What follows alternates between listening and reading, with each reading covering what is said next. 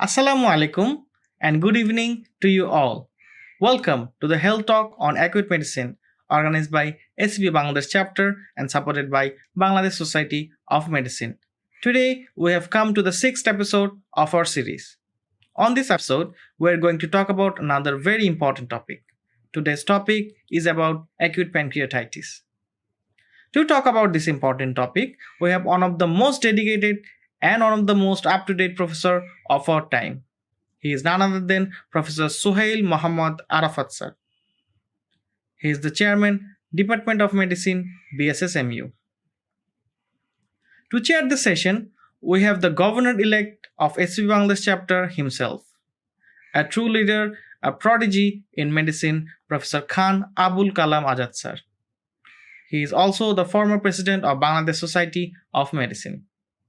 As the panelist, we have two most renowned professors of our country. Firstly, we have Professor MD Ismail Patwary sir. He is the principal and professor of medicine, Sylhet Women's Medical College, and he is also the president of Bangladesh Society of Infectious and Tropical Disease. We also have Professor Dr. S.K. Abdul Fattah sir. He is the former professor of medicine, Shahid Tajuddin Ahmed Medical College.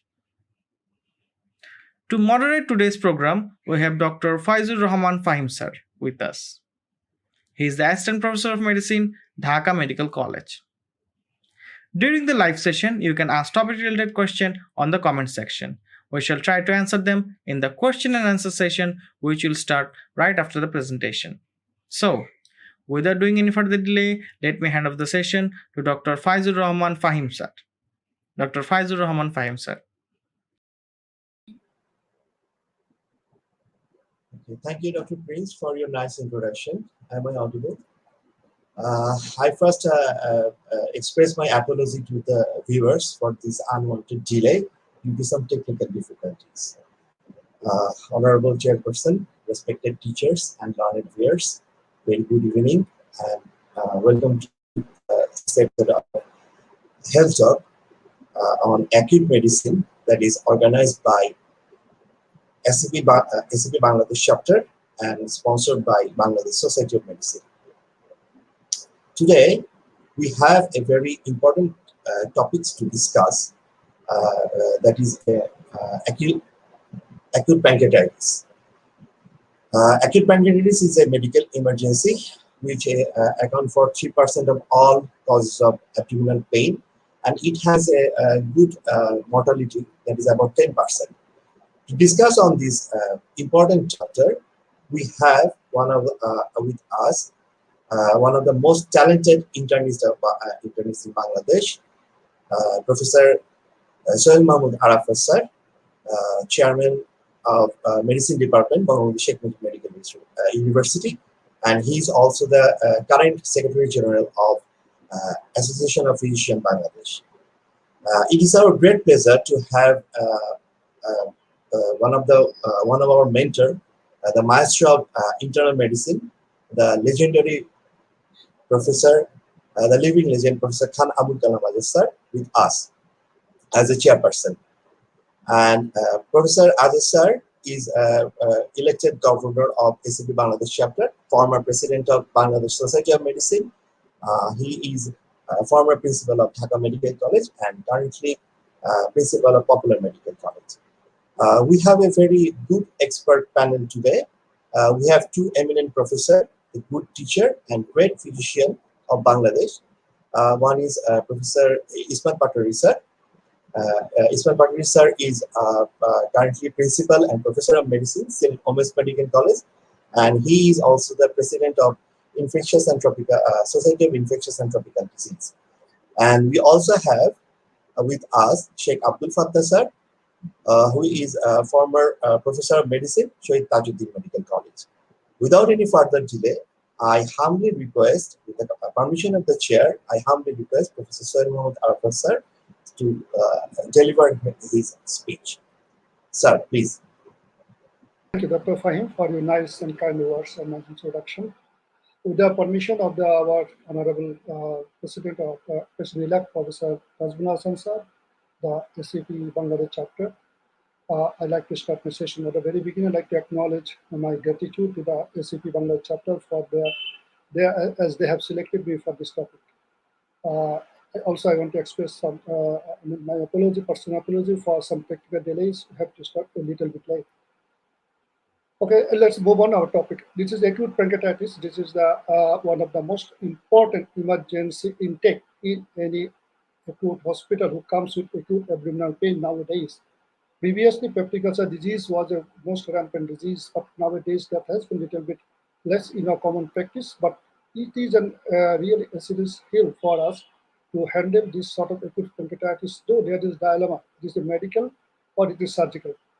So it already, the thing is that acute pancreatitis, Dr. Fahim has already said that already this is a real emergency, and this is one of the more important cause of mortality who comes with acute abdominal pain in any hospital setup, not only the developing country as well as developed country.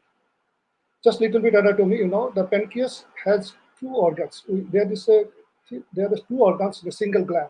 One is exocrine, one is endocrine. The exocrine almost takes about 80% of the structure of the pancreas, and only 2% is endocrine parts, and other parts is supporting structures like stomach and tissue disease and others. So this is the exocrine part of the pancreas, which is really cause this pancreatitis, which is really affected by acute pancreatitis mainly.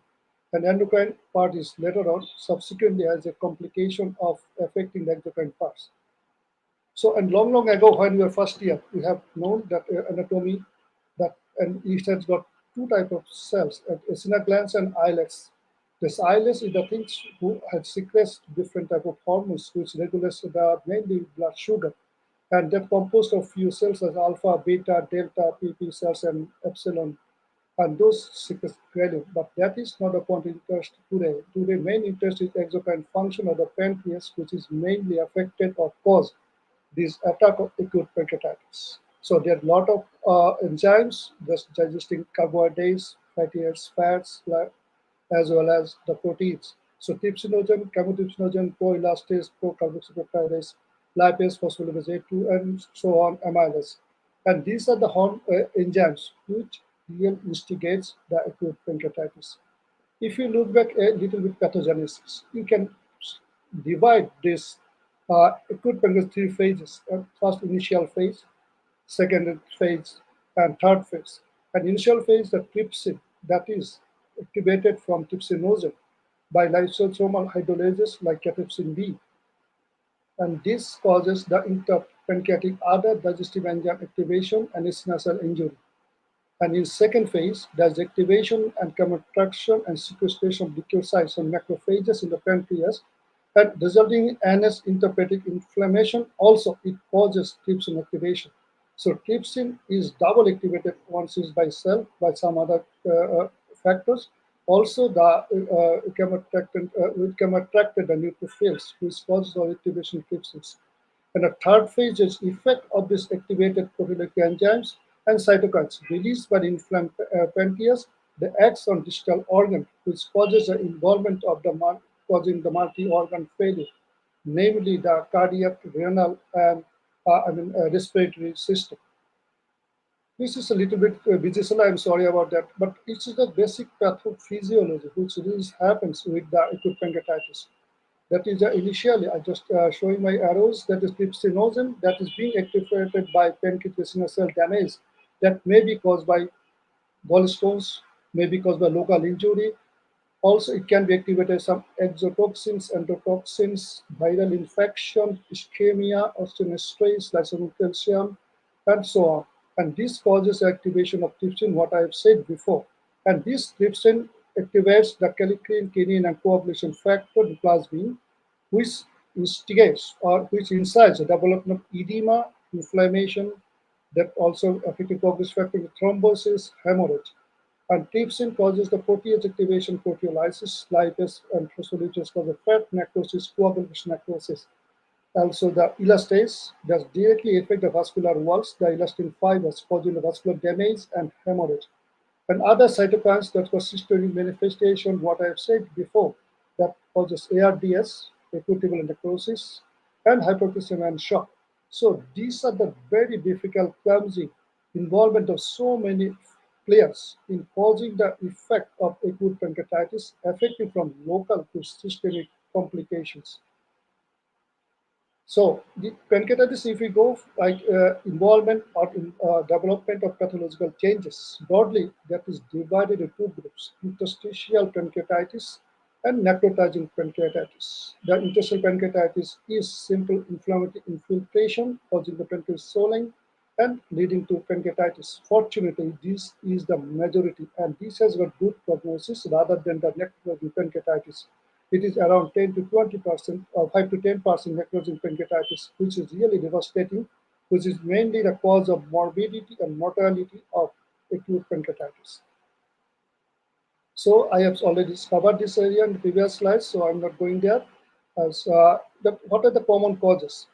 If globally, gallstones, alcohol, hypertriglyceridemia, ESCP, and trauma and postoperative. These are the major causes which are not, which really causing the acute pancreatitis. If we consider our country, the gallstone is the major cause, triglycerides second maybe, but alcohol is less, common in our setup. And other things is we have to forget, we should not forget the drugs which also may cause acute pancreatitis. This starts from azathioprine, the 6-methotrexate, sulfonamides, estrogen, tetracycline, valproic acid, anti-HIV, 5-aminosalicylic acid, DP4, just like gliptins, so on.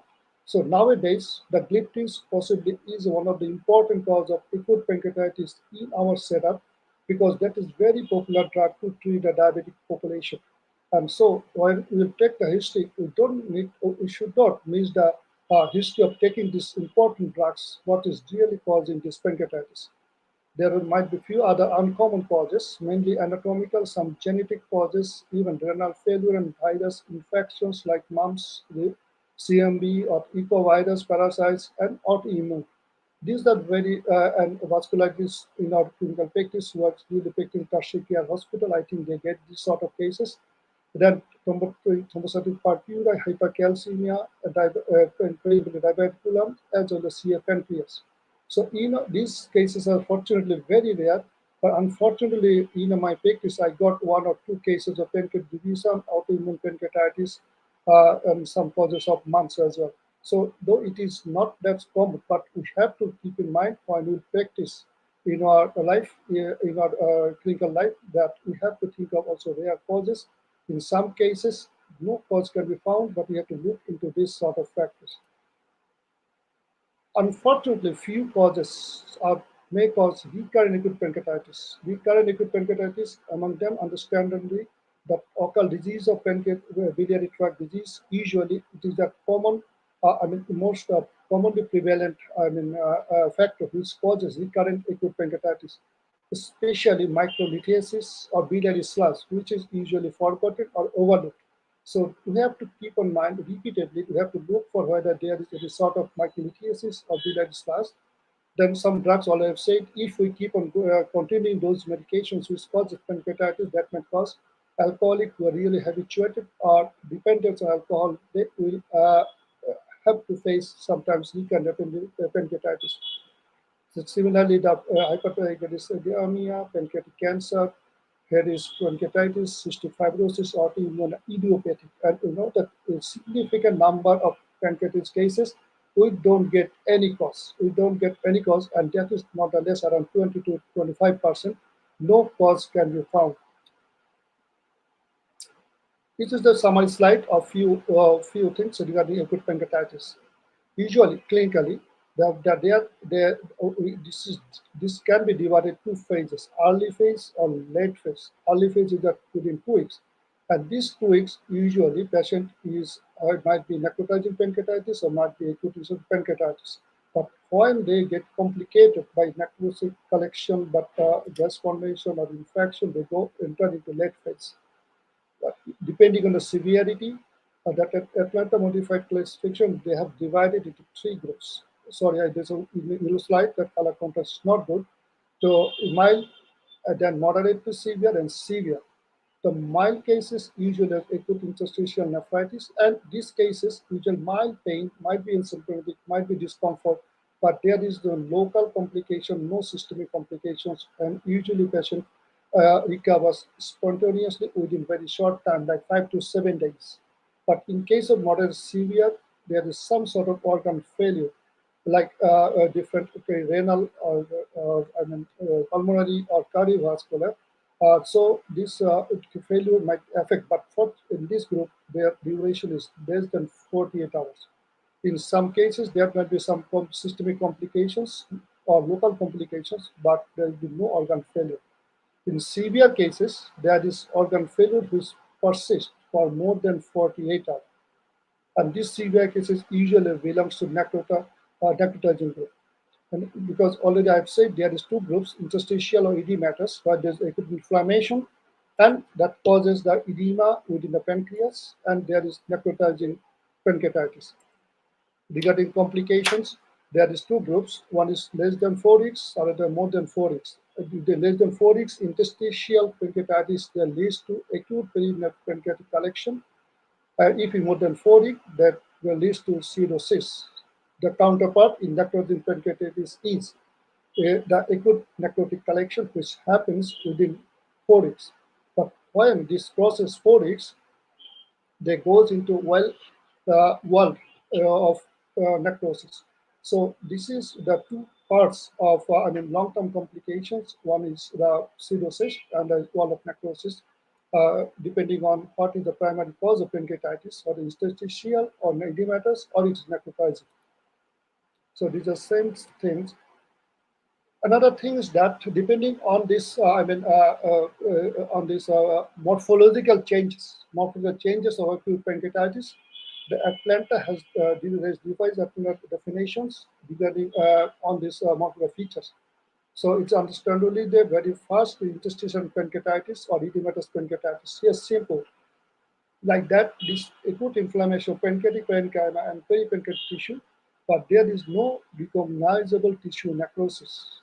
Necrotizing is similarly same inflammation, but there we can find some necrosis or any peripancreatic necrosis.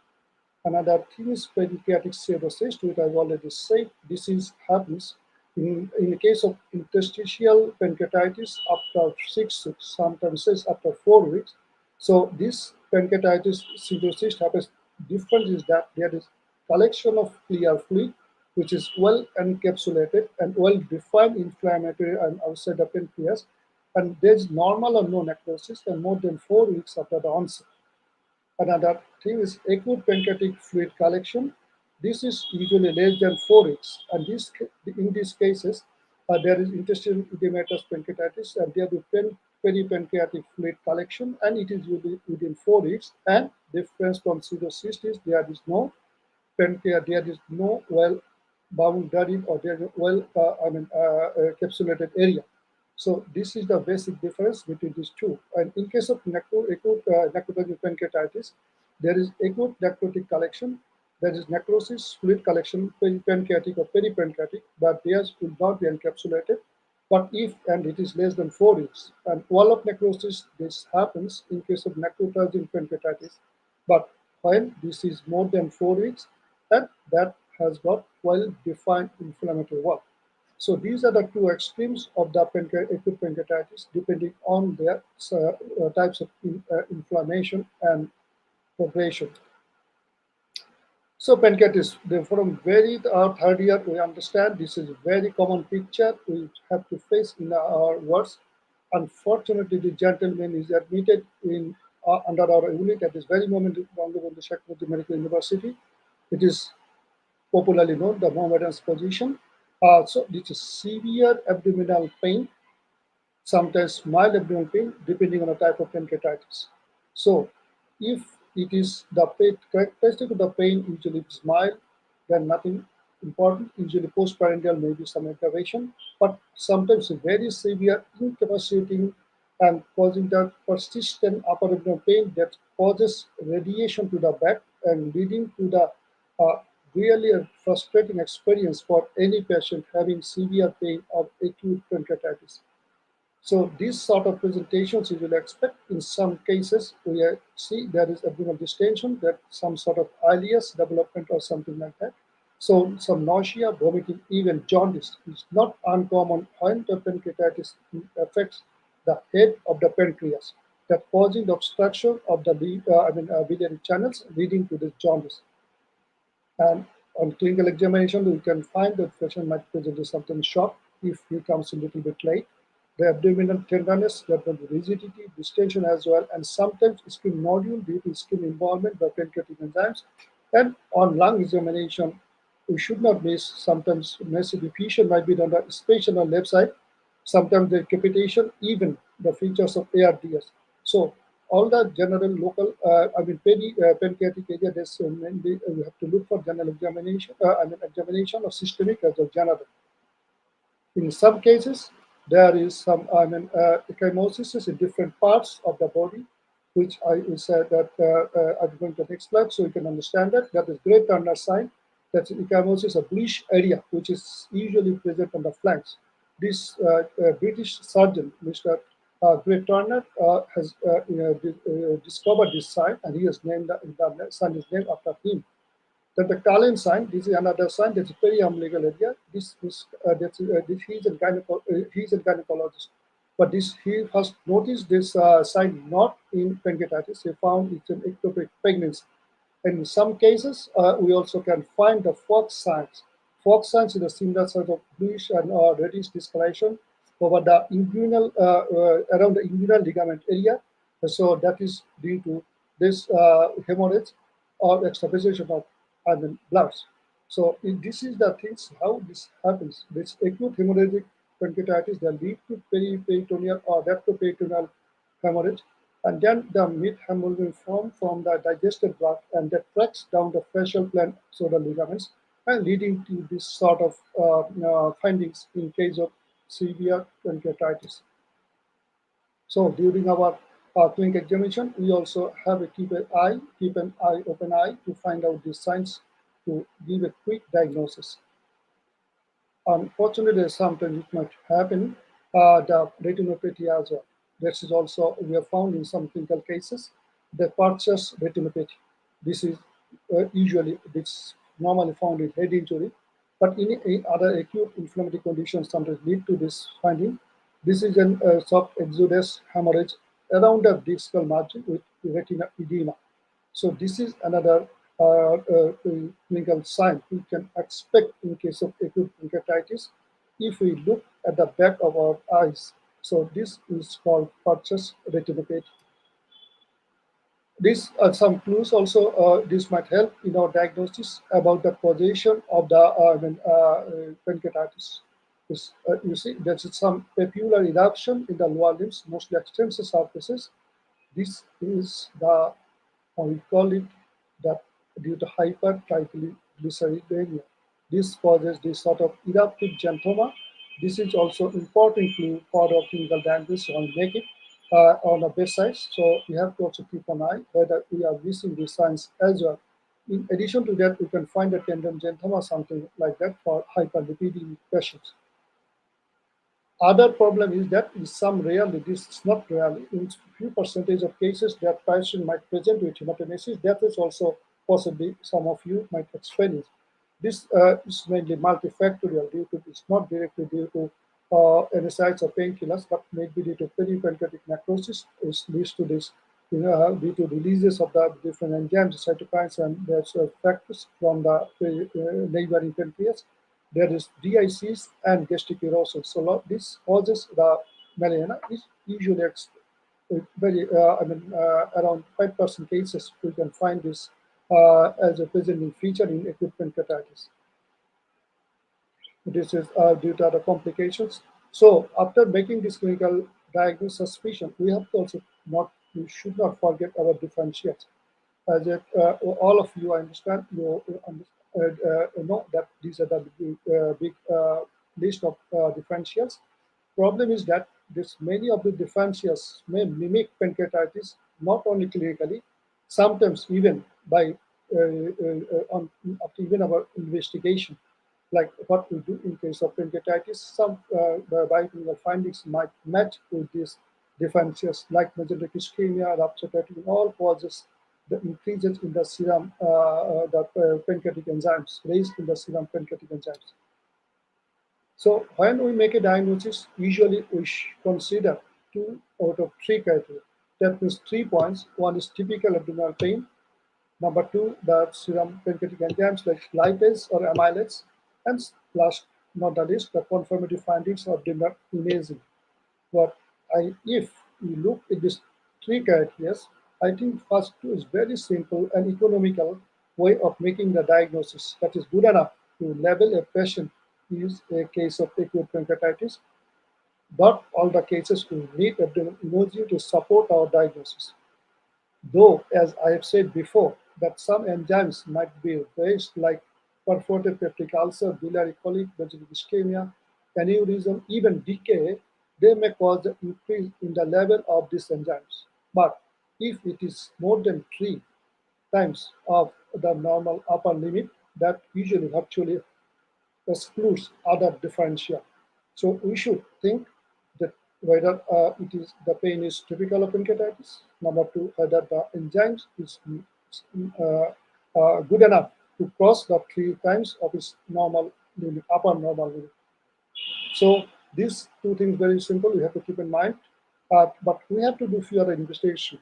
We have to know the different stages of our clinical management. So at first, we should go for hematological investigations.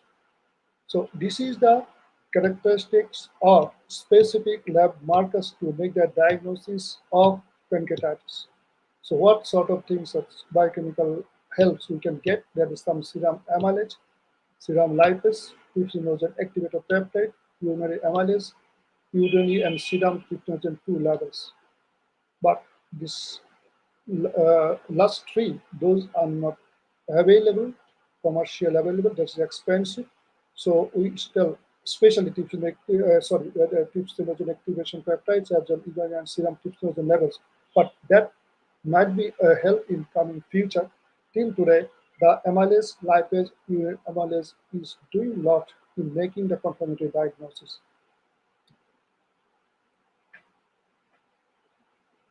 So among these 2 enzymes, this commonly done in our practice, there's already I've said more than 3 times. But problem is that if it is 6 times, 7 times, or 8 times, that doesn't make any sense in assessing the severity.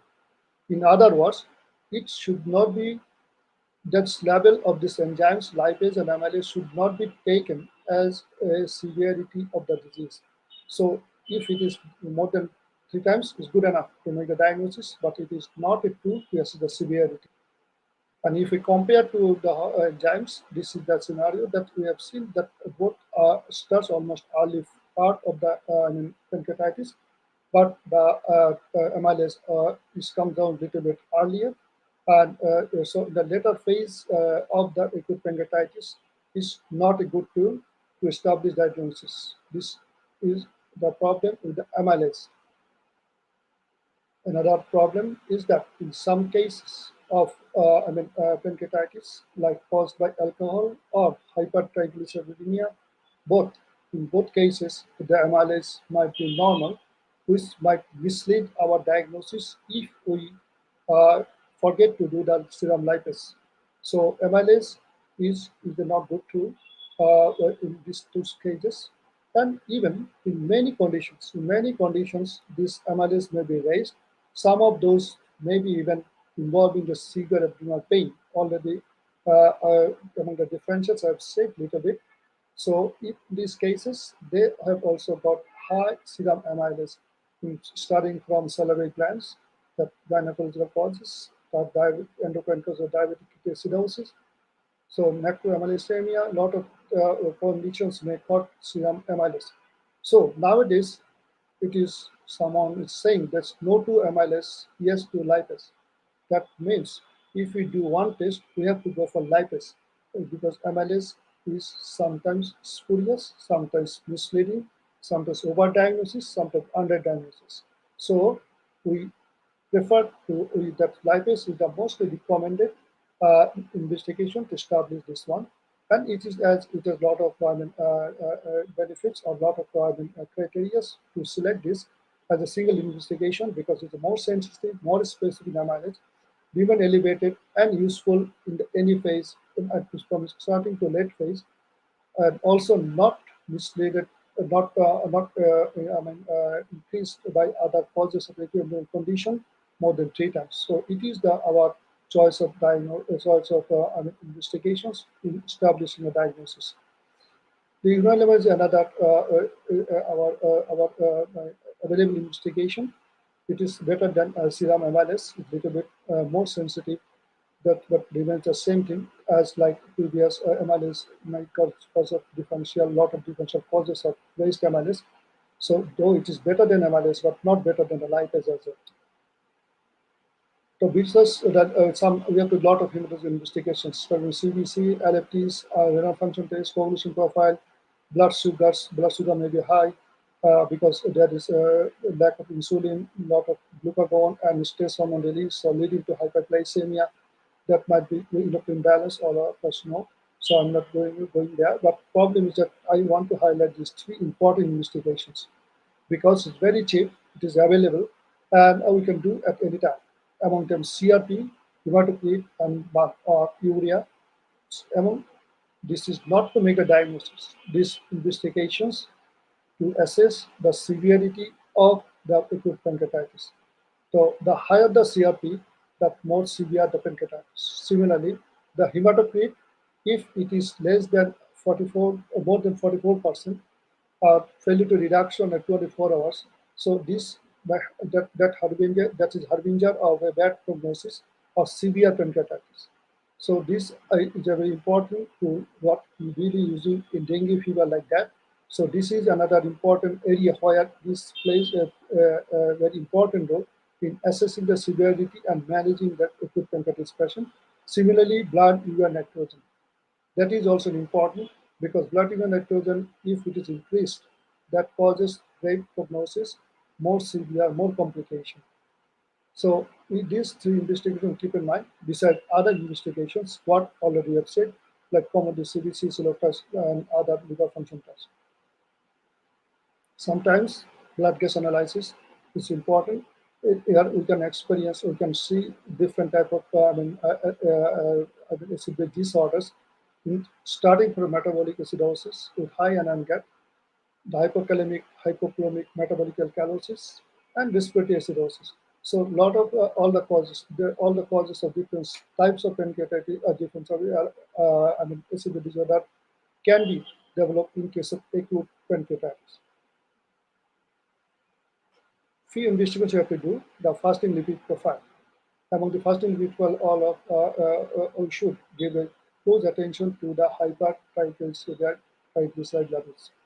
Then serum calcium, because serum calcium that we can find hypercalcemia, which might be the cause of calcium, acute pancreatitis. Sometimes hypocalcemia, which might be due to effect of the pancreatitis, because there is a lot of saponification, that is on fat is digested, or that is not affected by lipase enzymes. There's saponification that absorbs the calcium, so there's the hypocalcemia.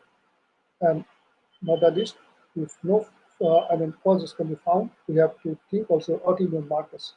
So these are the few things out of the box we have to consider as a cause to investigate, as a cause of idiopathic or not obviously available recoverable cause of acute pancreatitis. So these are the bloods. Then imaging. How important is imaging? Important is imaging is that if we start the fundamental image from very early our clinical education, the X-ray. We should not forget the X-ray in the era of very advanced investigations. So the X-ray, this is important to give the diagnosis, to support the diagnosis, to rule out the diagnosis. This X-ray is similar, possibly physicians of the generation might not find it that much frequent this sort of X-ray, but while we are a student at a medical college at the time, we found almost in every admission one sort of X-ray. Patients presenting with this sort of X-ray, severe pain, we understandably right. Dome of diaphragm is recently gas, so there is perforation of viscous, hollow viscous. but not is the case of pancreatitis. But this patient should be ruled out whether we are missing the perforation as well. This is another important axis in the background of pancreatitis.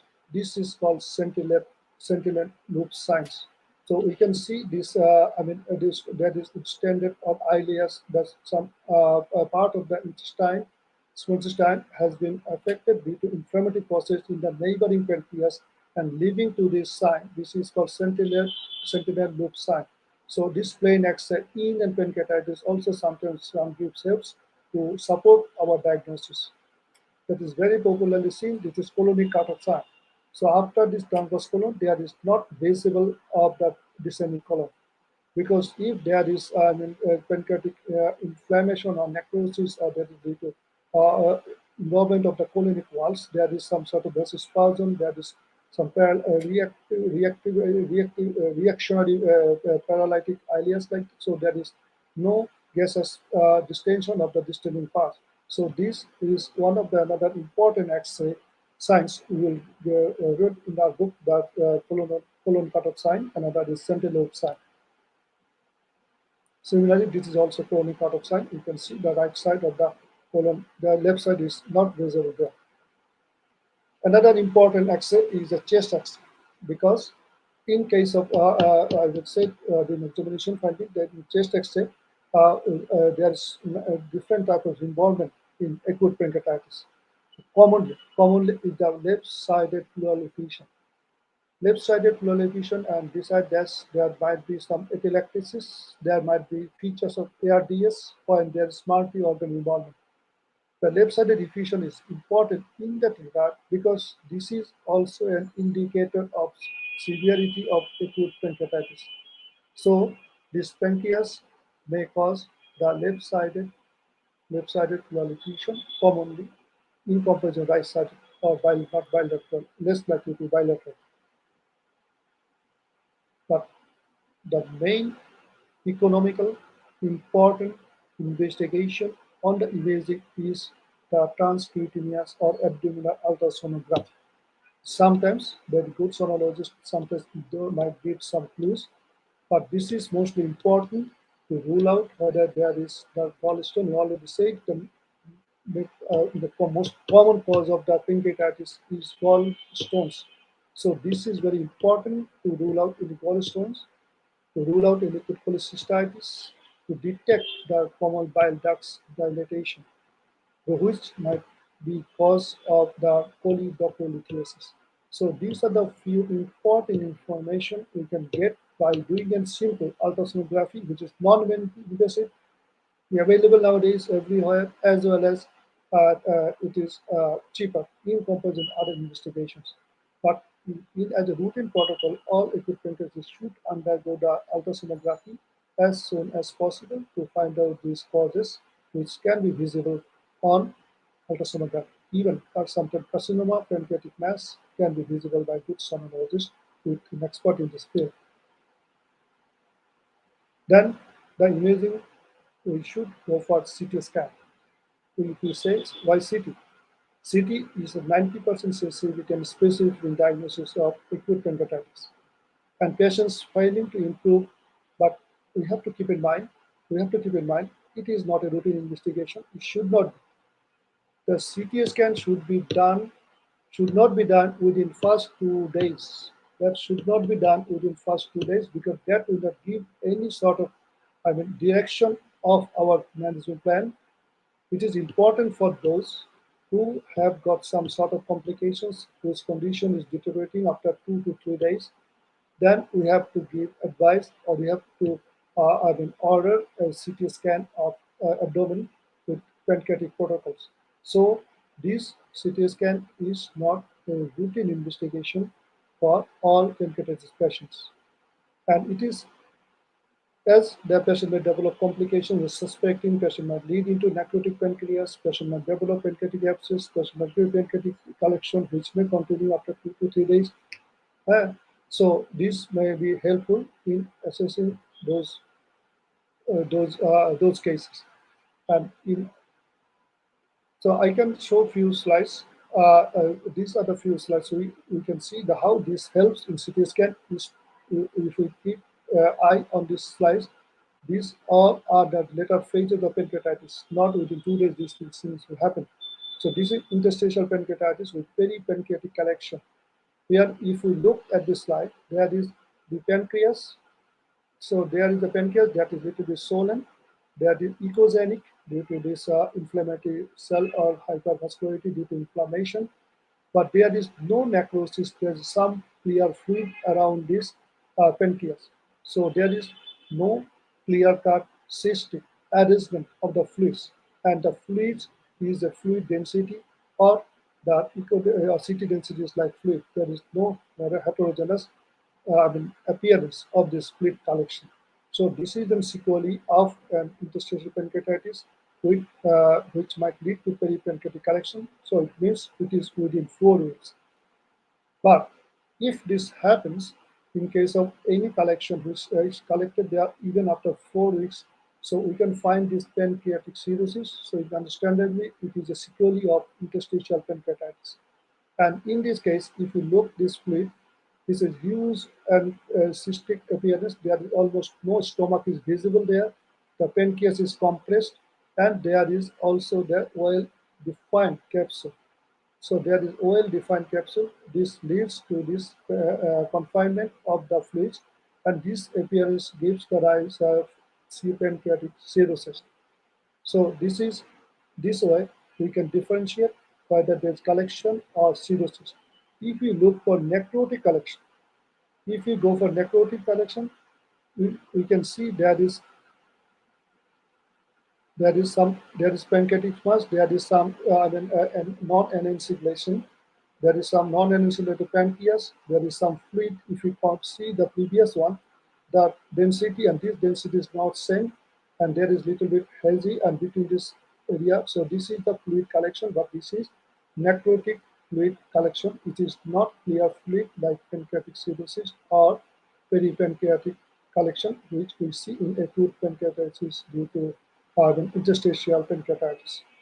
So this is the acute necrotic collection here. But if we go further, there is sometimes this may be infected. This may be infected, and there is non-homogeneous there. The pancreas is swollen pancreas, and in between there is some gaseous distensions, gas bubbles. There's some gas bubbles. So these gas bubbles give rise to the appearance of a pancreatic abscess. So this is important clue which the CT scan of abdomen can help us to see the complication or non-recovering or deteriorating acute pancreatitis patients whose symptoms are not improving our conventional management.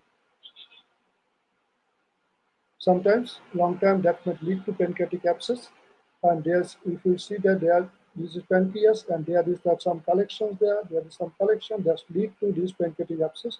So these are the few things which might we can get by doing a good CT scan with contrast that might lead us to reach a specific complications, which might help us to get a specific management plan for this gentleman.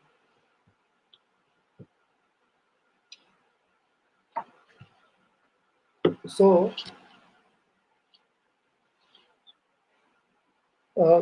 this is the commonly done investigations, but we should know about few other advanced investigations. Not advanced, but less available in our country. But this is really helpful in some cases, like endoscopic ultrasonography. This ultrasonography is not to diagnose the pancreatitis. This is not due to diagnose the pancreatitis. This endoscopic ultrasonography will help us to find out some causes of pancreatitis, why we can't find any cause, to find out some interbiliary channel deformities, interbiliary channel structural damage, or some stones, and also very good to find out the polydoccolithiasis. So endoscopic ultrasonography is a good tool to find out the causes of stones, or whether they are, or the location of the stones, if it is within a common bile duct, which is not visible by ultrasonography, even might not be CT scan. In some cases, we need to do ERCP. ERCP, the endoscopic rectographic cholecystoscopic. This is also not a commonly done investigation. So while we will order the investigations, we have to think when we should do ERCP. ERCP should be advised only if there is features of acute cholangitis due to some biliary channel dilatations, and these cases will be a lot. This ERCP will provide a lot of help to remove these obstructions. So this is usually done within 24 to 72 hours. If we find the patient scenario matches with some sort of cholangitis, by doing some investigations, by routine investigation, bloods, also by doing some ultrasonography. So ERCP is a very important tool to treat and to diagnose the condition at this very moment, because this cholangitis might lead to grave complication if it is not promptly dealt with appropriate steps. So ERCP is not needed, as I said, early gallstone pancreatitis, because this early gallstone pancreatitis, ERCP will not give any help. Rather, that might expose the patient to further diffusion of the pancreatitis, because that might lead to cholangitis, pancreatitis both. So this gallstone, mere presence of gallstone is not indication of ERCP. And in the absence of cholangitis or jaundice, if we like to do that MRC by US rather than diagnose ERCP to find out the location of the choledocholitis if highly suspected. What I have said before, that endoscopic ultrasonography, that is important to find out any sort of choledocholitis if there is no cholangitis, no other clinically signs or clues. And but problem is that ERCP may lead to, when you do that, lead to some sort of deterioration of pancreatitis. And for this purpose, there is some specific they have recommended to put and prophylactic stenting there, as well as simple indomethacin suppositories before doing ERCP may reduce the post-ERCP pancreatitis in high-risk patients. So when we usually advise our patients, that might be a great help for our patients. If we suggest, if there is no contraindication, and endomethacin suppositories, that might help to reduce the post-ERCP pancreatitis. These are the few patient conditions which might lead to the ERCP pancreatitis. So in these cases, we have to be very much careful, like sphincter border dysfunction, the minor papillary sphincterectomy. That is not in the case of acute setup. I mean, in any setup, these risk factors may invite the danger of pancreatitis.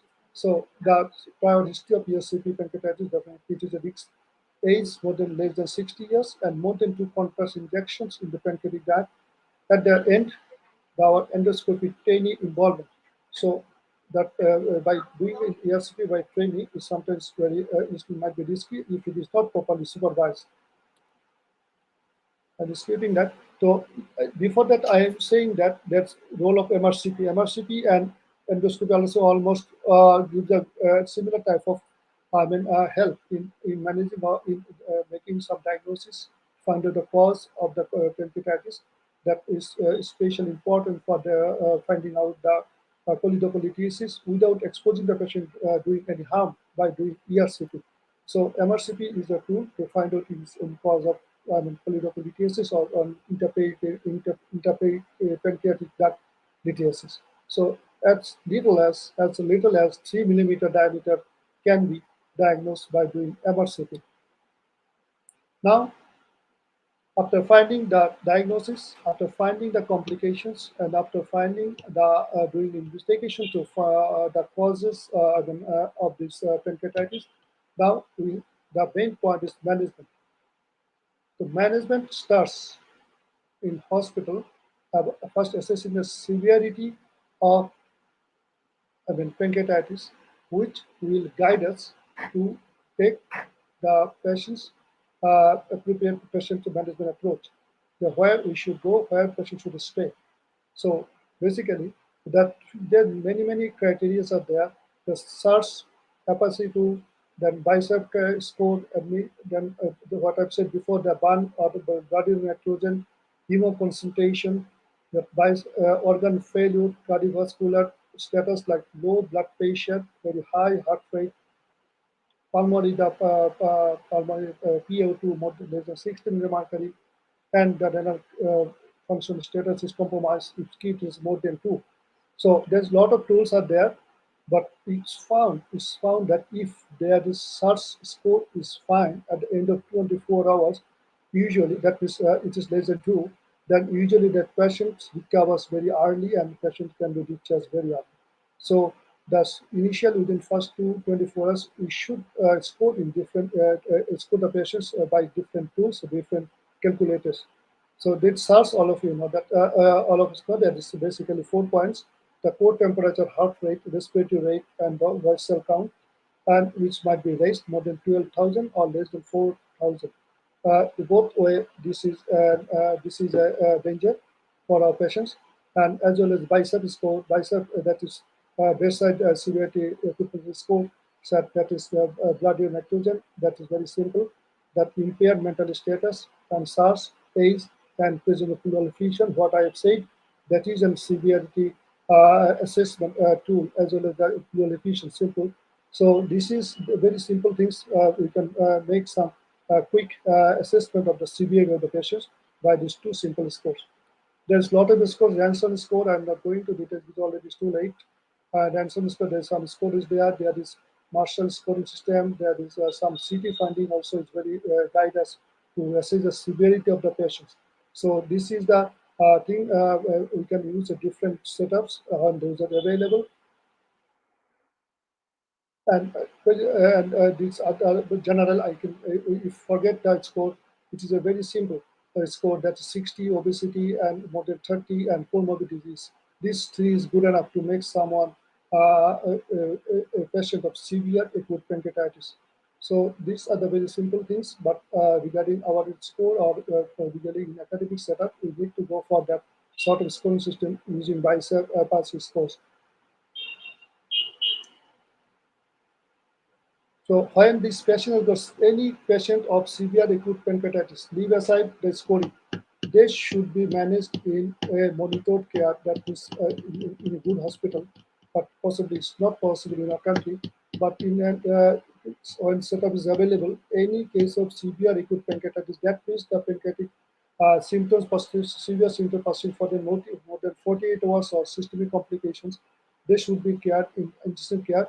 And other things like pulse, that systemic arterial pressure, diastolic arterial pressure, it's less than more than 120, systolic less than 80 millimercury, and respiratory rate is very high, anuria, coma, and some metabolic causes like hypokalemia, severe hyperkalemia, low hypoxemia, and pH extremes, acidosis or alkalosis in both, they should be closely monitored. The blood sugar level very high, and calcium, as well as the severe hypo or hyperactivity.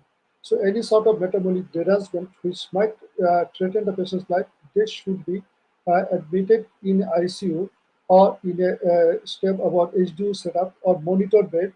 If even if it's not acute pancreatitis, severe acute pancreatitis, they should be admitted or taken care of in a good setup if it is available. After admission, that comes the point of management.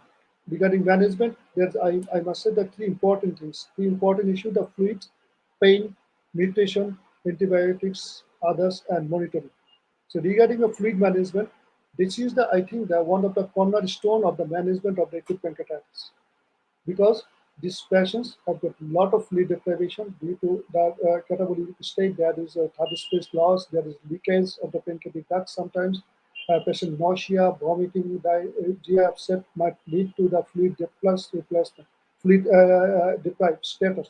And this severe dehydration or dehydration itself is a very important contributing factor causing deterioration of the acute pancreatitis patient. Even the simple mild case may land into the area of severe acute pancreatitis, because if there is hyponatremia, hypovolemia, that might lead to the hypoperfusion, that might aggravate the vascular loss of arterial supply, the schema will increase, that increased chance of thrombosis, so a lot of happenings there.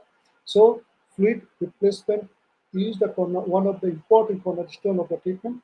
Even the fluid may reduce some extent of pains, because lack of fluids might lead to this aggravation of the pain. So we have to give enough fluid. And this fluid should be targeted to reduce to improve the hemoconcentration within at 24 hours has been it should be reduced as much as possible, keeping the patient's safety. So lactose content so these are the things we have to look regarding fluid. And the fluid usually will need aggressive management at least within first 1 or 2 days, up to 48 hours, and continuous. And we also during the fluid replacement, we have to keep an eye by the patient hemodynamic status, his renal status, cardiovascular status, and all sort of. So we should not jump into replacing fluid if the patient heart failure or renal failure. We're very cautious. And the fluid preferred, the fluid is isotonic crystallized solution. Initially, it is very usually 5 to 10 ml at the first hour, and gradually it is reduced, and we have monitored every hourly if possible, or at least one or twice daily by doing some investigations. As I've said before, hematocrit and blood urine nitrogen, or at least blood urea in our country, to assess whether the patient is getting enough fluid.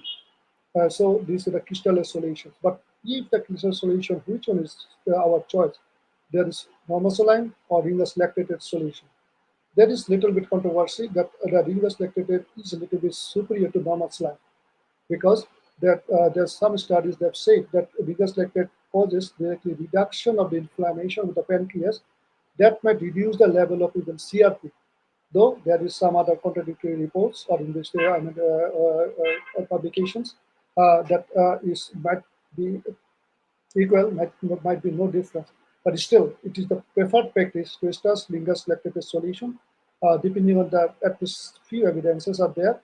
But we should be very careful whether the patient has hypercalcemia, because Lingus lactate contains calcium, so that might increase the level of calcium in the blood. That might lead to deterioration of the patient's clinical status. So these are the better one. And as I said, during our fluid replacement, we have to focus, are we giving enough fluid or over or under correction? If the heart rate comes below, that is our target. So yes, the patient is getting appropriate replacement. If it comes below 120, arterial pressure sometimes we might miss, but that arterial 65 to 85, if you ICU, you can measure arterial pressure. Urine output is good enough to maintain an output per 0.5 to 1 ml per kg per hour. And hematocrit is coming down, that's below 44%. And blood urea nitrogen is coming down also, particularly if they are high at the onset. So these are the few points we have to look during replacement of the fluid in equipment discussion. Regarding pain control, the pain is another important topic. I have seen in the picture the patient is really fighting for his pain, which is pain. This sort of patient will need to be very aggressive in pain management. Better, the opioids is the preferred option, as naturally that fentanyl and hydromorphone, but morphine is little bit less preferred, because that might cause also the contraction of the pancreatic sphincter. Sphincter overdrive, that might cause some complication. Still, that is a choice in our country. But nowadays, it is recommended fentanyl is preferred than other ones, because it is easily that quick in action, less side effects, and it is available there. Another important issue is nutrition. This patient is catabolic stage, getting no foods, they're starving, lot of issues. So the nutrition is another our important focus of interest. This but which one? It's a oral, enteral, or parenteral. So regarding there is paradigm shift of nutritional recommendation. The American Gastroenterology Society Association that recommended that in case of pancreatitis, we should start as early as possible the oral feeding, if possible, if there is no other contraindication. So the mild pancreatitis, which I have said before in our severity assessment classification, the high dehydration alone is good enough. No need to start parenteral nutrition, no need to start enteral nutrition. When the patient is settled, in 1 or 2 days, we can switch to oral diet to to maintain his nutrition. But if there is moderate to severe pancreatitis or some other severe complication, sometimes it's not possible. the patient condition is not improving, there's postprandial pain, there's abdominal distension, there's vomiting, something like that. In that cases, we might need to give some support, like in the form of enteral or parental nutrition.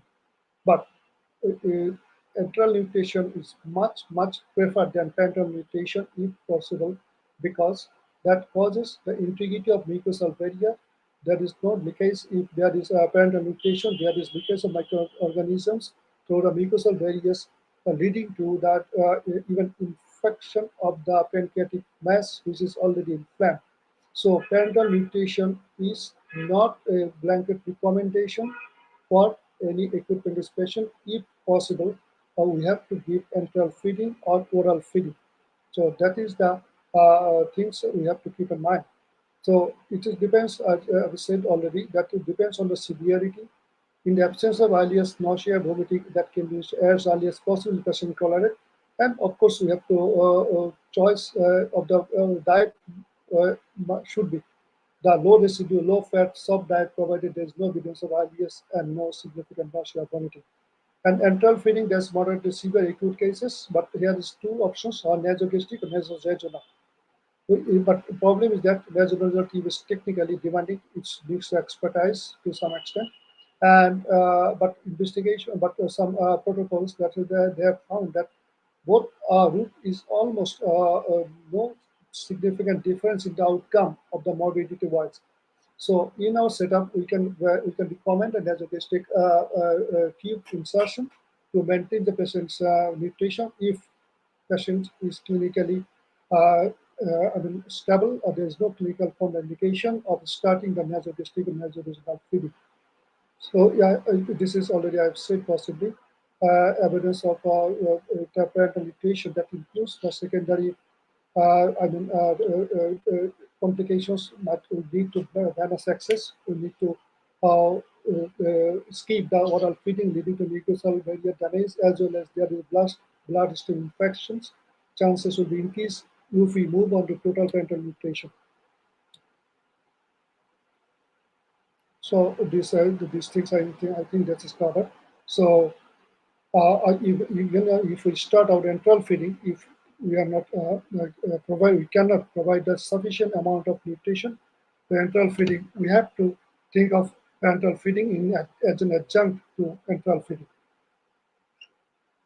So another important issue is antibiotics. I would like to share one comment by our genius, our internist, the fourth, grandfather of medicine, that was Sir William Osler. He said the difference between man and animal is that man wants to take medicine, animal doesn't. So in our country, especially, we are possibly more human than other human in other countries. We are fond of medicines, we are fond of antibiotics. But what really says in our research, in our evidences, the evidence says no role of antibiotic in any type of pancreatitis, any type of acute pancreatitis whatsoever. Only condition is if we suspect the patient got infection, that is complicated in the background of acute pancreatitis patients. Only those cases we have to start antibiotic. But keep in mind, the antibiotic, we can start antibiotic when we suspect. Why do we will suspect? Because patient is getting hyperpyrexia, or fever is going up and up, patient could be deteriorating, patient has got pain is increasing, so possibly patient has got infected pancreatitis. In this case, we start empirically, but we should not forget to send the culture before starting antibiotic. We, the doctors, have to start the culture of sending cultures. This is a forgotten chapter in the practice. We have to send the cultures before starting any antibiotics to save our antibiotic armatorium for our future infections. So, if infection, we send antibiotic, a blood culture. If blood culture comes back negative, we have to stop the antibiotic. That is the evidence. That should be the practice. But during selection of antibiotics, we have to be very much careful. All antibiotics are not able to penetrate the necrotic material efficiently, like penicillin, first generation cephalosporin, tetracycline, aminoglycosides. These are not effective in case of acute pancreatitis. So which one are left? That's like which is available almost all antibiotics, cefuroxime, imipenem, piperacillin, clindamycin, ciprofloxacin plus metronidazole. So these groups of antibiotics, when we prescribe in case of acute pancreatitis, we have to be cautious regarding not to start, when to start, and which one to start. So these are the few information regarding antibiotics in treating acute pancreatitis patients. Then about the monitor, we have to say that we will monitor the patients that's monitored in ICU or in HDU or in a high care unit, if possible. So we have to do some tests. We have to keep an eye on urine output. We have to maintain the electrolyte balance. There is hypocalcemia, there is hypercalcemia. The blood sugar may go high, up. So we have to be careful and monitor almost every day. And also we have to look about the abdomen compartmental syndrome. So this is the pancreatitis in general. But if patient develop necrotizing pancreatitis, what to do? This is a flow chart. This is a simple flow chart, which you can, if you can give it close attention there. There's if we suspect pancreatic necrosis or suspected infection, we have to start empiric use of necrosis penetrating antibiotic, what I've already said. But if there is, start to obtain also the as well as both way that obtain the CT guided FNAC from the pancreatic tissue. And from the pancreatic tissue, after getting this sample, we have to send the blood stain for culture, gram stain and culture. And after seeing the culture, we have to wait. If it is negative, then we can give sterile care and patient does not need any antibiotics. And patients, we can repeat the FNAC every 5 to 7 days.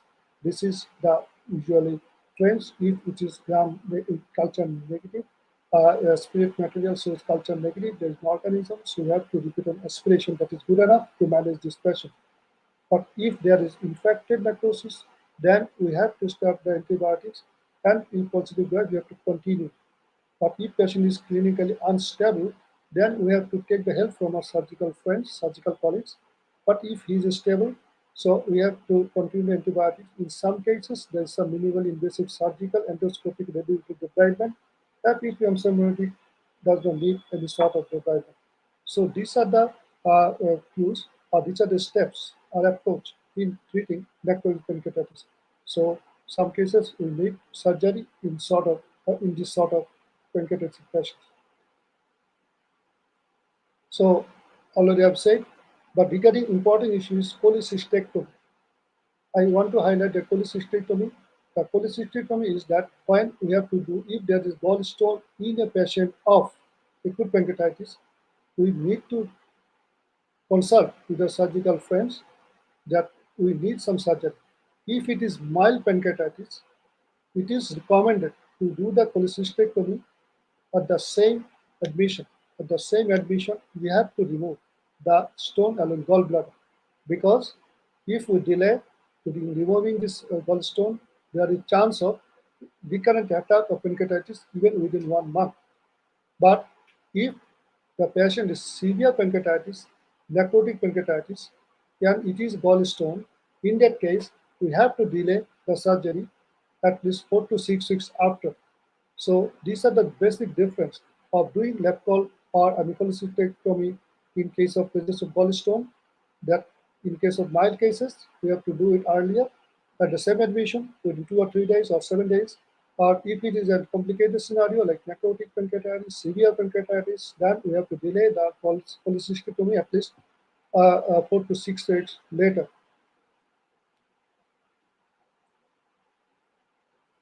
That is, I've already said, possibly. This one is our role of surgeon in acute pancreatitis. But we have seen our early age of our clinical life in an internship or clinical clerkship. That time we have to start nasal suction in any case of pancreatitis, but this is not recommended. There is no role of nasal suction. There is no role of state blockers. Sometimes it also practice dactropine, calcitonin, somatostatin analogs, glucagon, these are no roles, and also that sort of things that is should not practice in our daily way. But regarding this indomethacins, that is only role is in case of the ERCP as a suppository. In summary, so prevention of stent necrosis, the early aggressive hydration.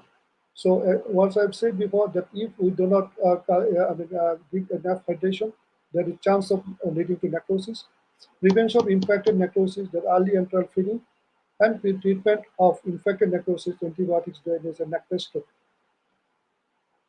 That's all, but I just few important talks regarding hypertriglyceridemia. This is an unusual scenario for us, but in a clinical practice, it is we find some 2 or 3 cases.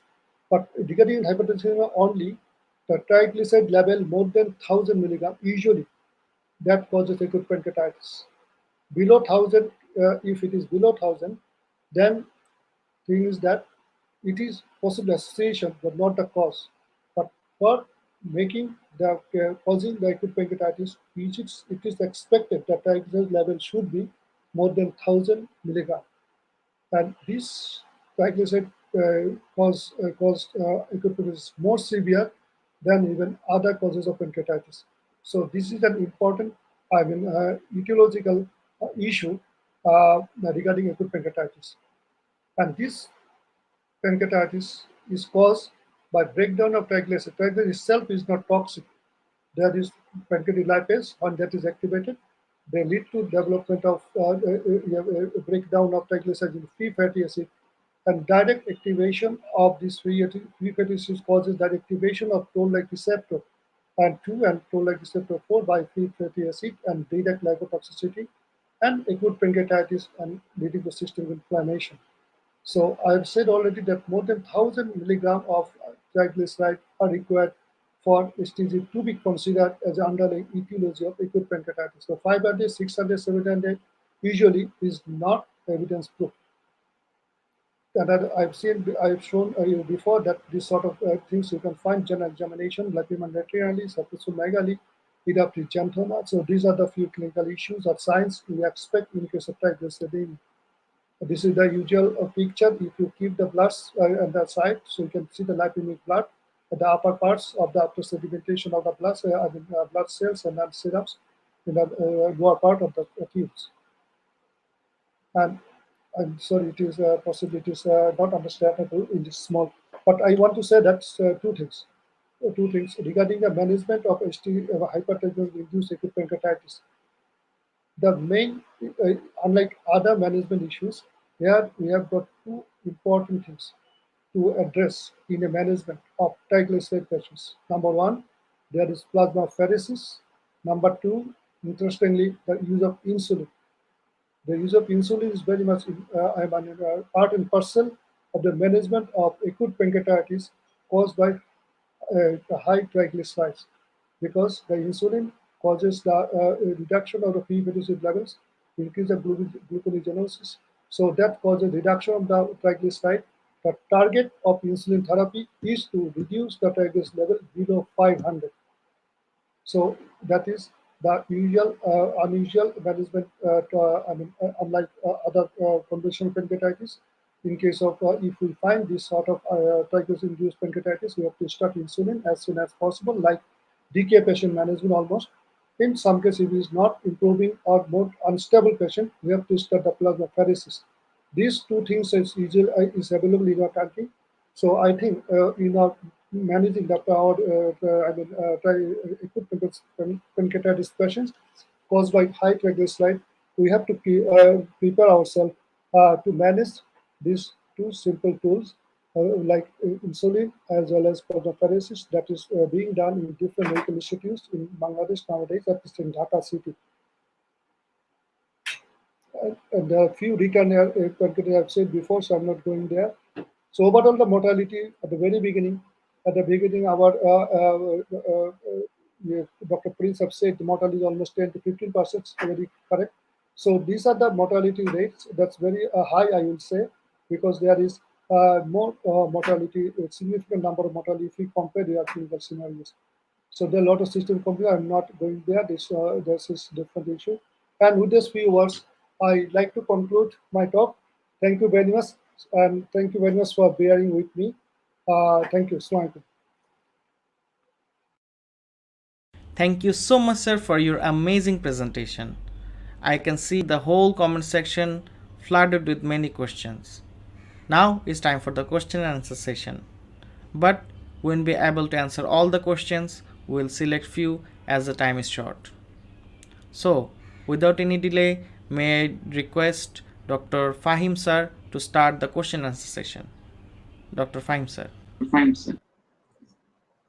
Thank you, Dr. Prince, and I especially thank to the Professor Arafat sir for his brilliant and elaborative and informative presentation regarding acute pancreatitis.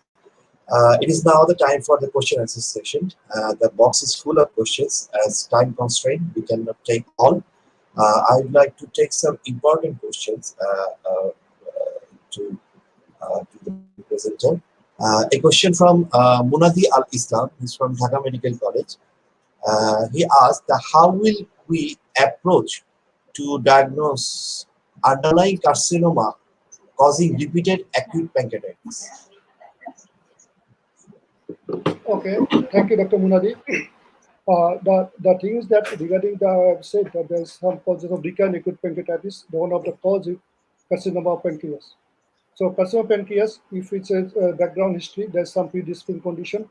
This gentleman, what I have seen in this picture, who is presently under our care in our Bangabandhu University, he is basically a patient of carcinoma of pancreas.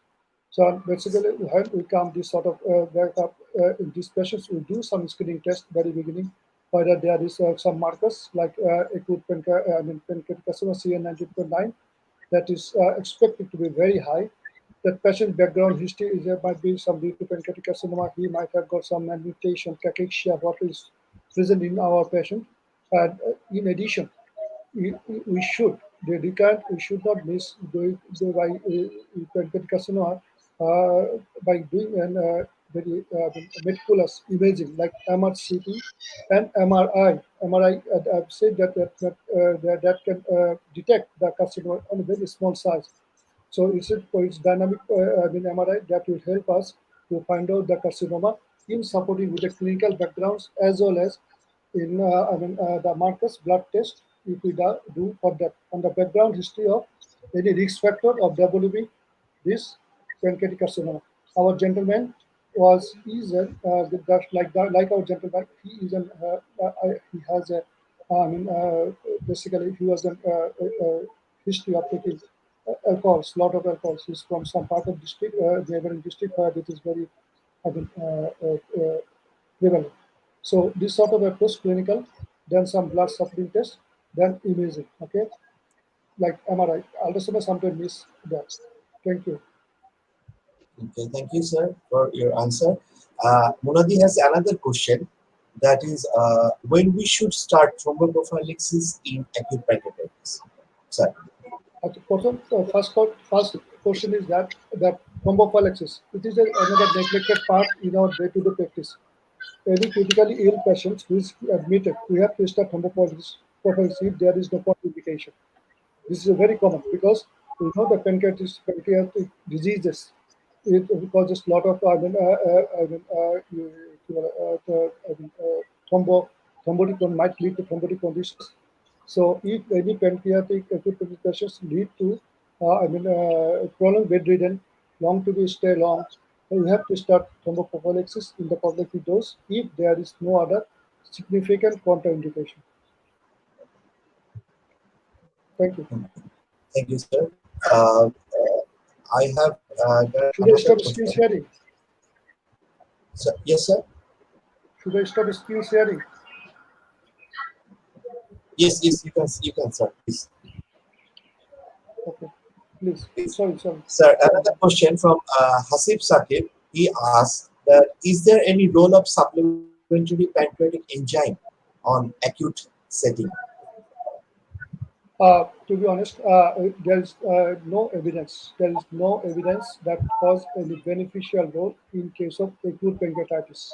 So it is not recommended as a therapeutic tool or therapeutic benefit in case of acute pancreatitis. Thank you, sir.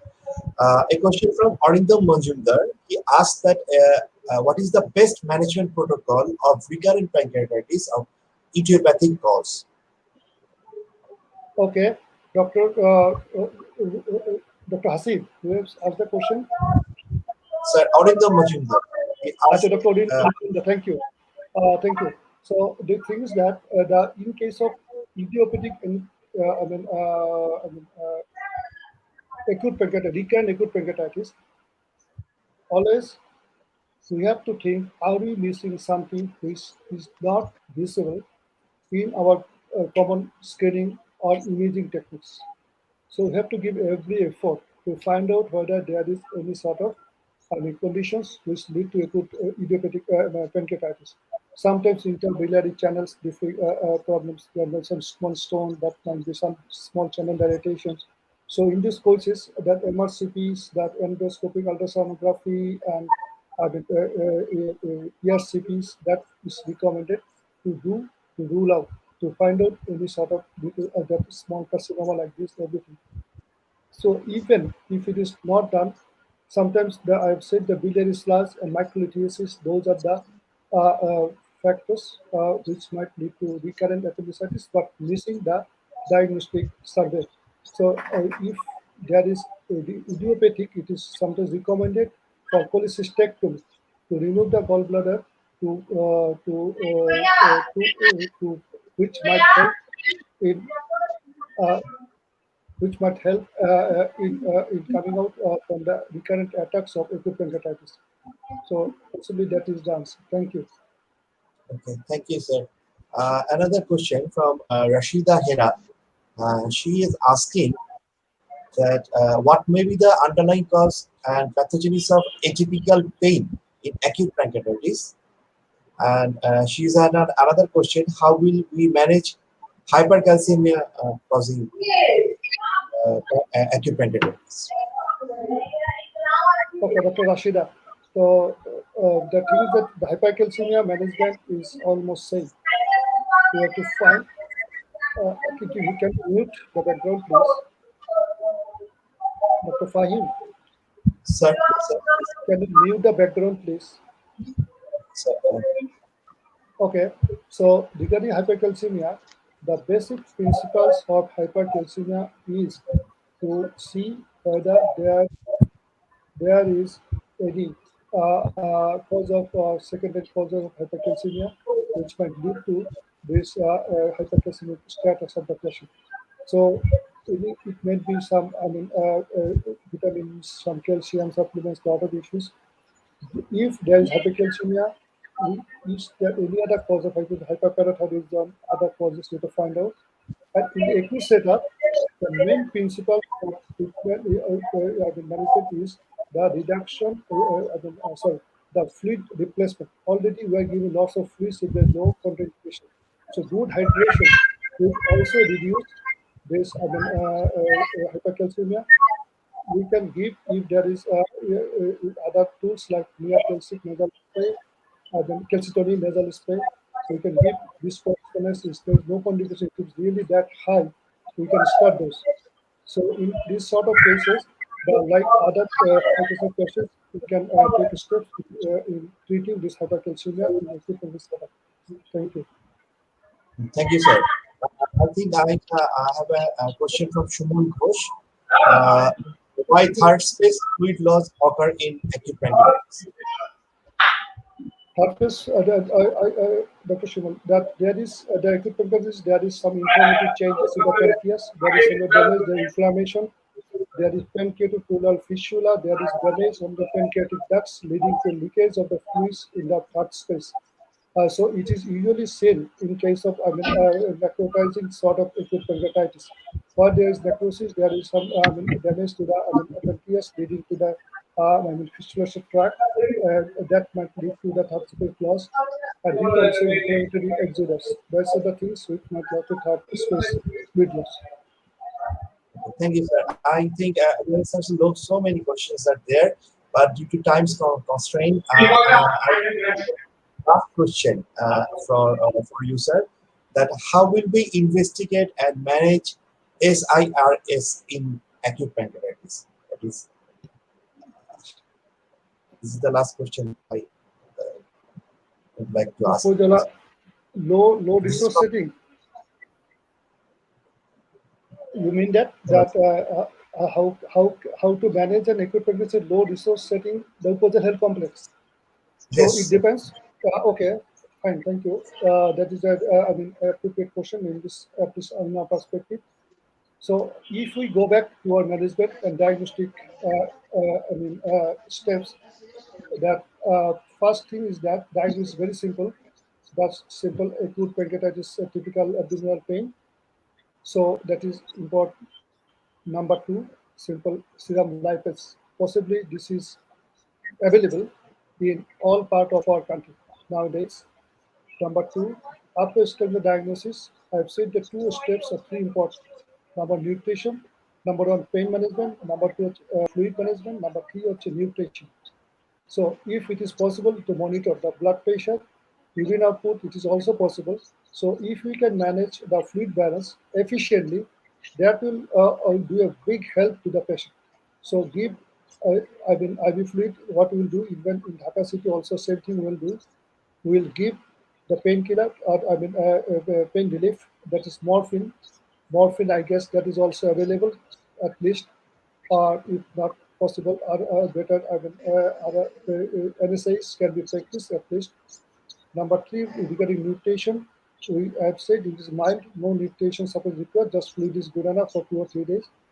In other cases, we can give the digestive tube. That's basically we get bland food. That means no low fat, low residue diets, low liquid diets. So these three things I think is possible to manage in any setup of Bangladesh. But problem happens if we do need to. It is not complicated. It is not improving like after leading to necrotizing pancreatitis or the necrotic abscess. In that case, you have to send the patient to a better tertiary center what is available to handle this sort of patients. Thank you, sir. Thank you for this live question answer session. And now it is the time to listen from our panel of experts. First, I would like to request our honorable teacher, Professor Ismail Patwary sir, to give his valuable comment regarding acute pancreatitis and today's session. Sir, please, sir. Thank you, Dr. Fahim, for your introduction. First of all, I thank our honorable speaker, that is Shohael Mahmud Arafat, for his very brilliant and excellent presentation on acute pancreatitis.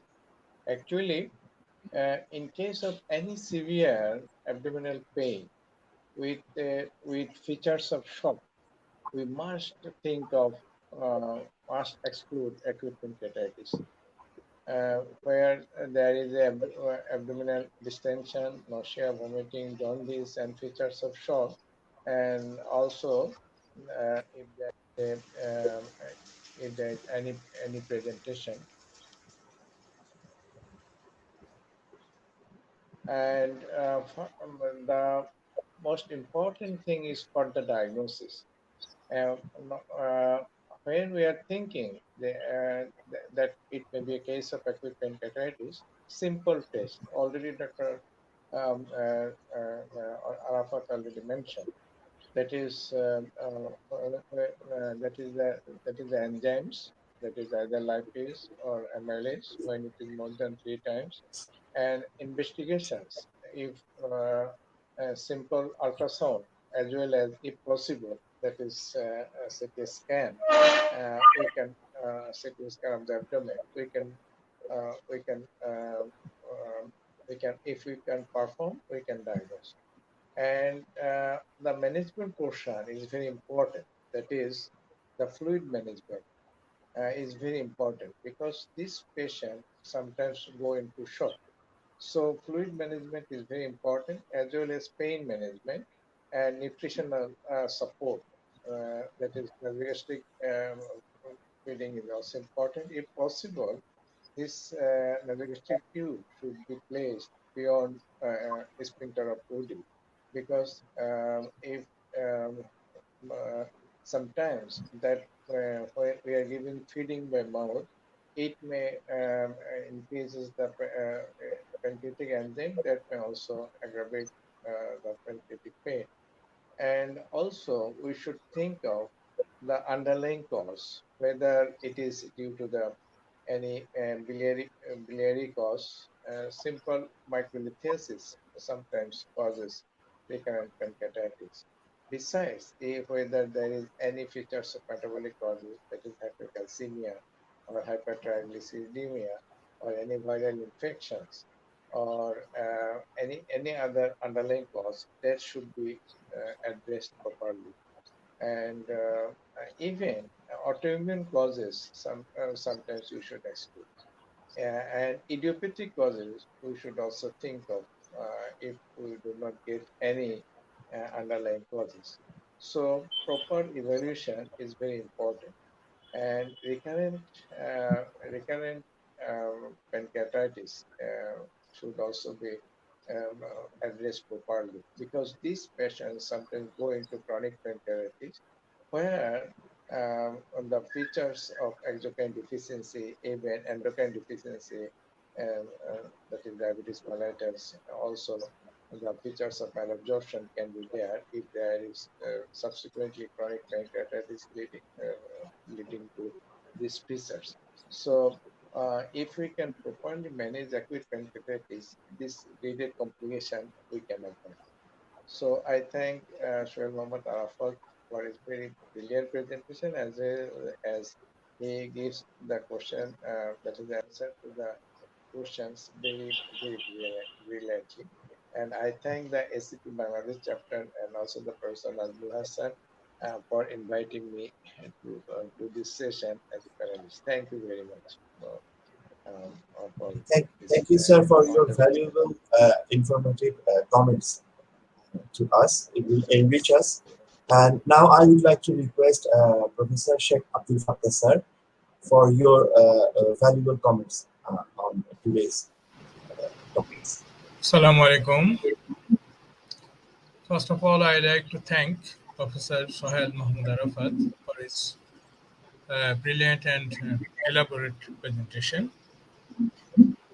After his long, elaborate presentation, I think there is little left to comment. I like to emphasize on 2 points regarding acute pancreatitis. First thing is, we may diagnose or suspect the acute pancreatitis, but most of the time we usually fail to assess the severity, and therefore we fail to monitor the patient properly. After initial periods of well-being, patients usually get worse due to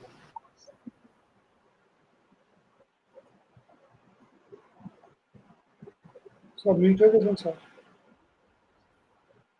Sir, please unmute yourself, sir. Sir, please unmute. Of course. Thank you. Sorry. So my first point to emphasize is to identify the severity of the patient and accordingly to monitor the patient, the severe patients carefully. Another point I have seen, that is to maintain the failure to maintain the nutritional support. In many of the patients, they do not get the appropriate nutritional support. We cannot use parenteral nutrition most of the time. Sometimes NG feeding provokes pain. So we must give attention to fluid correction and nutritional support. It is already late. I don't like to kind of continue more. Lastly, I like to thank ACP Bangladesh chapter and Bangladesh Society of Medicine for inviting me as a panelist. Thank you all uh, for patient sharing. Thank you. Thank you, sir. I express my heartfelt gratitude to both our panelists for presenting and giving their valuable comment about today's session. Now it is the time for listening from our honorable chairperson, sir. Before going to sir, I would like to express my heartfelt gratitude to SB Bangladesh chapter for arranging such type of program and continuing medical education. And I also express my heartfelt gratitude to Professor H.A.L. Nazmul Hossain sir for his arrangement such type of arrangements. Now, I would like to hand over.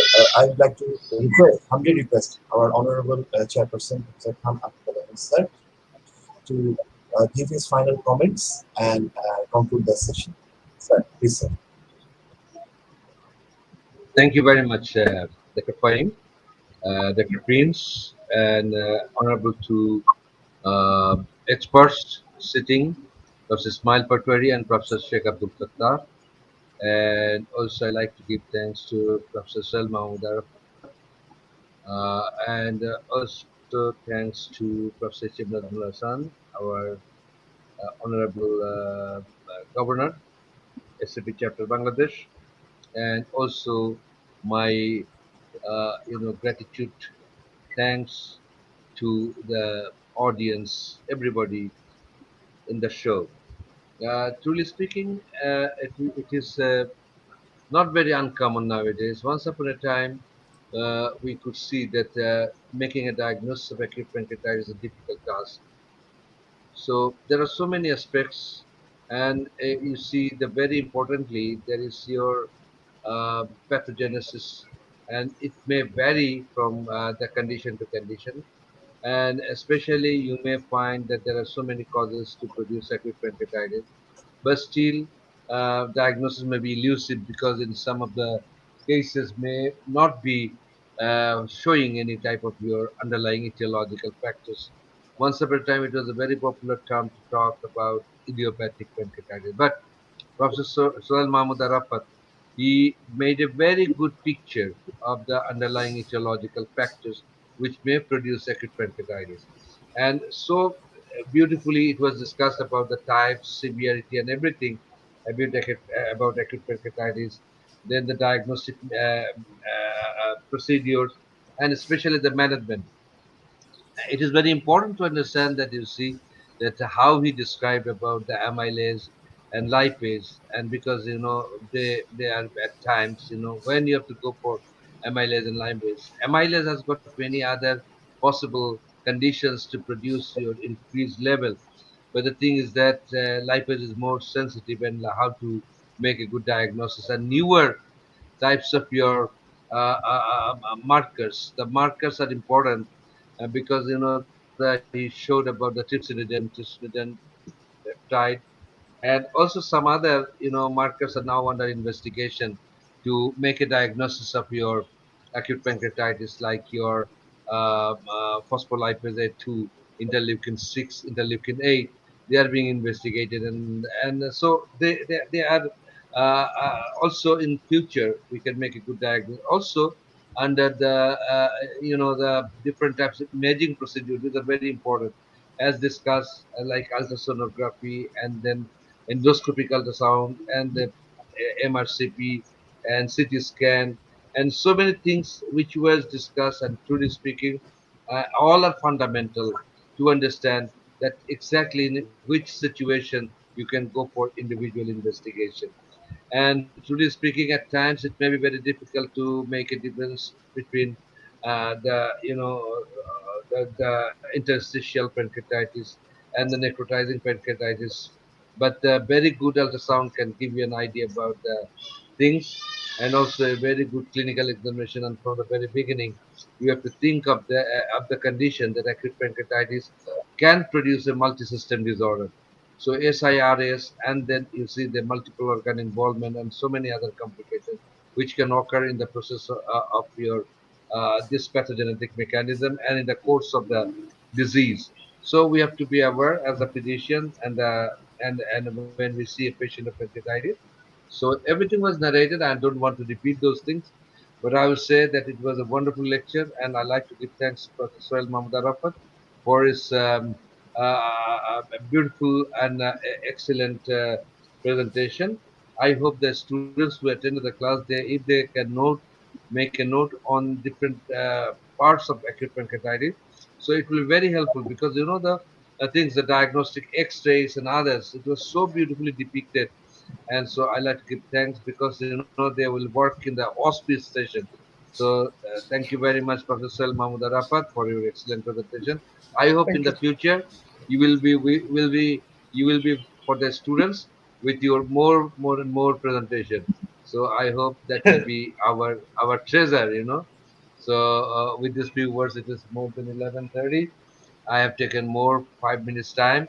So I like to give thanks to SCP Bangladesh chapter under the dynamic leadership of Professor H.M. Nazmullah San for making arrangement of this type of discussions, presentations, and bringing our very capable teachers into the focus with this type of presentation for the benefit of the students. Thank you very much. Assalamu alaikum from my side, Dr. Fahim, for your excellent anchoring. Thank Thank you, you sir. very much. Assalamu alaikum. Sorry, sir, for being late. Sadly, we have come to the end of today's program. We have learned very essential things about management of acute pancreatitis from Sir today. Many thanks to the speaker, the chair, the panelist, and last but not the least, the moderator, sir, for managing time for this program from their very busy schedule. I would like to thank all the audience who were with us. If you joined late or couldn't see the whole program, there is no need to be worried. You will find the whole program on our YouTube channel right after the presentation or the live session finishes. Our next health talk on acute medicine will held on 24th of August, where Professor M.A. Jolil Chaudhary sir will discuss on the topic acute severe asthma. So, see you all in the next episode. Until then, take care and good night.